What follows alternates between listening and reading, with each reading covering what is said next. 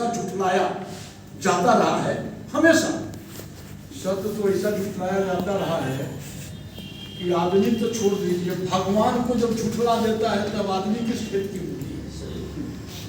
राम तो भगवान है ना, सब लोग पूजा कर रहा है ना, अभी प्राण प्रतिष्ठा करा है मोदी। और राम को पते नहीं चला कि मारीच सोना का मृग बन के आया, उसके पीछे दौड़ने लगे। भगवान थे। सीता मैया को पते नहीं चला कि रावण भेष बदल के आया। अगर पता चल जाता तो जाती नहीं ना। तो जहां भगवान को भ्रमित कर दिया जाता है भेष बदल कर, हम आप किस खेत की मूली है, हम आप किस खेत की, मैं इसे अभी तो उसको तो अब आप सुन लीजिए। एक बात को हमें ध्यान रखिए, धर्म वाली चर्चा बोले ना कि अभी सेकेंड हाफ में हम उस पर आएंगे कि किस तरह से इसका दुरुपयोग पूंजीवाद कर रहा है। एक जमाना था जब अंधविश्वास के खिलाफ पूंजीवाद लड़ा, जातिवाद के खिलाफ पूंजीवाद लड़ा, क्योंकि जातिवाद सबसे बड़ा बाधक था, छूत अछूत सबसे बड़ा बाधक था, क्योंकि कारखाने में मजदूर चाहिए था, और कारखाने में मजदूर अछूत मजदूर भी होगा। आप मजदूर का इतिहास अगर देखेंगे तो गांव तो वर्णाश्रम में बटा हुआ था, और उसमें भी उच्च जाति और नीच जाति दो जातियां थी, वह दोनों छुआते थे आपस में। लेकिन जब कारखाना बन गए, एक साथ मजदूर काम करने लगे, तो जाति बंधन टूटने लगा, एक साथ बैठकर लोग खाने लगे, मिलने लगे, यह सामाजिक परिवर्तन हुआ। तो यह जो दौर रहा है, उनकी बात अच्छे काम भी किए सामाजिक क्षेत्रों में, इसीलिए पूंजीवादी क्रांति कहते हैं। हम पूंजीवाद का विरोध भी करते हैं, लेकिन उसको क्रांति भी बताते हैं, क्योंकि समाज के कुरीतियों के खिलाफ लड़ करके वह विकसित हुआ। और उसके बाद में मार्क्स ने कहा पूंजीवादी क्रांति के बाद समाजवादी क्रांति होगी, और समाजवादी क्रांति हुई, और वह समाजवादी क्रांति हुई 1917 में। वह समाजवादी क्रांति हुई रूस में प्रथम विश्व युद्ध के बाद, और उसके बाद में दुनिया में मजदूरों की दशा बदल गई। कल लेबर लॉ की चर्चा पर कल चर्चा है, इसलिए आज हम नहीं आएंगे कि कैसे श्रम अधिकार मिले। लेकिन एक बात ध्यान में रखिए, अभी चर्चा कर रहे थे कॉमरेड एमएल यादव जी मेरे बारे में, जब हम फुल टाइमर बने तो 200 रुपया महीना उस समय हम लोगों को फुल टाइमर को मिलता था, परिवार सहित जीवन चलाने के लिए 200 रुपये महीना। मैं इसलिए कह रहा हूं, जब मैं ठेका मजदूर में नौकरी शुरू किया, उस समय मजदूरी कितनी थी? हमारे बिहार सरकार की न्यूनतम मजदूरी थी अनस्किल्ड वर्कर का 75 पैसा प्रतिदिन, सरकारी दर प्रतिदिन 75 पैसा अनस्किल्ड का, 1 रुपये स्किल्ड का, 1 रुपया 25 पैसा सेमी स्किल्ड का। हम बता रहे हैं 69-70 की बात। आज मजदूरी कितनी है? 1000 रुपये। यह पूंजीपति, चूंकि ट्रेड यूनियन आंदोलन जब इस तरह की वेज पर ही चर्चा करके खाना भी आ जाएगा, बंद करेंगे हम अगले सत्र में और बात करेंगे। तो जो मजदूरी की बात आई, अभी आप हजारों हजार लाख के पैकेज की बातें होती है, लेकिन लाख की मजदूरी 2 तरह का, मार्क्स ने कहा कि 2 तरह की मजदूरी होती है। एक है मौद्रिक मजदूरी, जो आप पेमेंट के रूप में उठाते हैं, कितना रुपया आप उठाते हैं, और दूसरा होता है वास्तविक मजदूरी, रियल वेज। वह आज चूंकि आप पेमेंट उठा के करते क्या है, पेमेंट लेते हैं तो रुपया तो कोई खाता नहीं है, उस रुपए से बाजार का सामान खरीदेगा जो हमारी जरूरत है। तो जब सामान हम खरीदते हैं तो सामान कितना हम खरीद पाते हैं।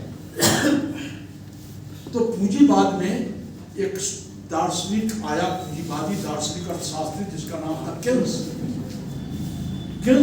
William Keynes. हाँ, विलियम केन्स ने एक सिद्धांत दिया मौद्रिक विभ्रम का, कि बड़ी मजदूर लोग आंदोलन करते हैं, क्या चर्चा किया जाता है, दुष्प्रचार हमारे खिलाफ किया जाता है कि सामान कीमत क्यों बढ़ रही है, समाज में क्यों परेशानी है कि मजदूर सब लड़ लड़ के पैसा ले लेता है, इतना पैसा इसको मिलता है और दूसरे लोगों को कुछ नहीं मिलता है। यानी ट्रेड यूनियन और मजदूरों के खिलाफ आम लोगों में भ्रम फैलाया जाता है, जबकि हम मजदूरी बढ़ाने की लड़ाई, यानी महंगाई बढ़ने के, हमारे पेमेंट बढ़ने से महंगाई नहीं बढ़ती, महंगाई बढ़ जाती है तब हम पेमेंट के लिए लड़ते हैं। पहले महंगाई बढ़ती है तब हम पेमेंट के लिए लड़ते हैं कि हमको कंपनसेट करो। और यह केंस ने कहा अच्छा मजदूरी की लड़ाई लड़ता है, कितना इसको पैसा चाहिए, जितना पैसा चाहता है उसको दो। और सेकेंडरी डिस्ट्रीब्यूशन में हमने बोले ना कि प्राइमरी डिस्ट्रीब्यूशन और सेकेंडरी डिस्ट्रीब्यूशन होता है, तो दे दो पैसा, फिर पैसा तो हम ही कमाना है। और सेकेंडरी डिस्ट्रीब्यूशन में बाजार के माध्यम से उससे छीन लो, बाजार के माध्यम से पैसा उसी के हम पहुंच जाना है। एक बात हमेशा ध्यान रखिए, नहीं रहा तो हम इसलिए कह रहे हैं कॉमरेड, सेकेंडरी डिस्ट्रीब्यूशन। एक बात ध्यान रखिए, विश्वोत्तरी कार्यक्रम चला, इंदिरा गांधी की इमरजेंसी में चलो था। आप जानते हैं जितने वेलफेयर कानून चलते हैं, नियम चलते हैं, साइकिल खरीदने के लिए बच्चों को, बच्चियों को दिया जाता है। आप उसको वेलफेयर समझते हैं, लेकिन ये सारे चीज पूंजीपतियों को दिए जा रहे हैं। आप कहेंगे कि जब चूंकि A1 साइकिल नहीं बिक रहा है तो बिकेगा कैसे? तो राज्य कोष से बच्चों के शिक्षा के नाम पर A1 का साइकिल खरीदो, बच्चों में बांटो, बच्चे उपभोक्ता बन गए, तो एक तरफ कल्याण भी हो गया और दूसरा उसका मुनाफा भी बढ़ गया।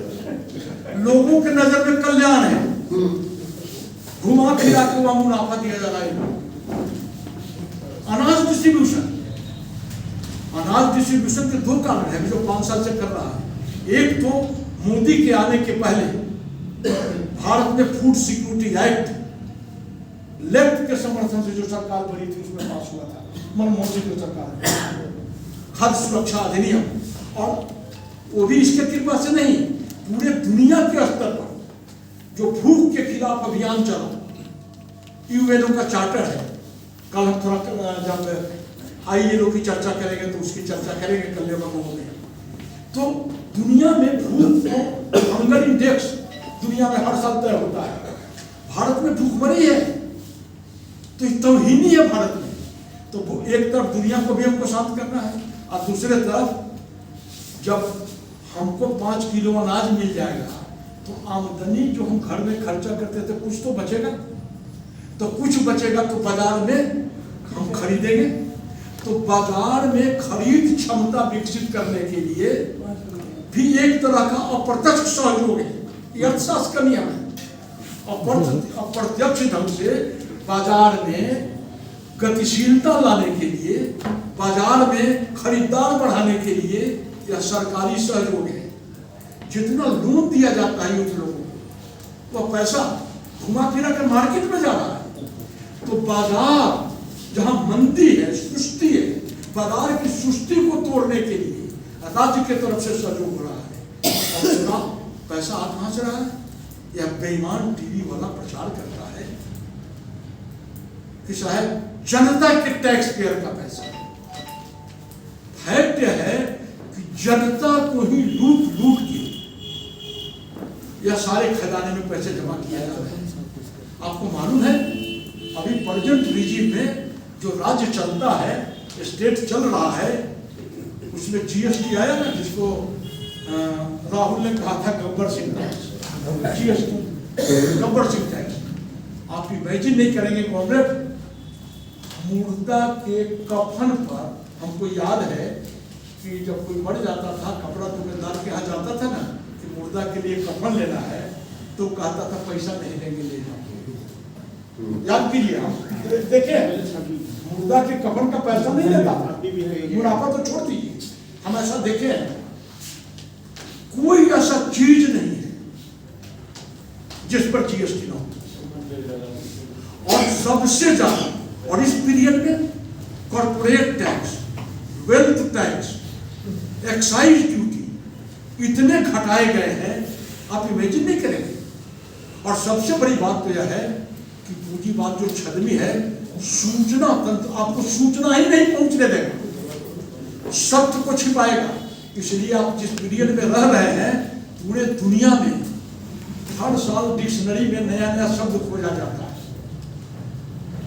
एक शब्द आया, पूरे दुनिया की ऑक्सफोर्ड डिक्शनरी में जोड़ा गया। कब जोड़ा गया? जब अमेरिका का राष्ट्रपति बना ट्रंप और भारत का प्रधानमंत्री बना मोदी। ये दोनों के बनने के बाद दुनिया के जो व्याकरणाचार्य थे, उन्होंने एक शब्द ढूंढ निकाला और उस शब्द का नाम है पोस्ट ट्रूथ। पोस्ट ट्रूथ, आभासी सत्य। यानी आपको महसूस लगे कि सत्य है, आभास हो, सत्य है नहीं, आभास होना चाहिए।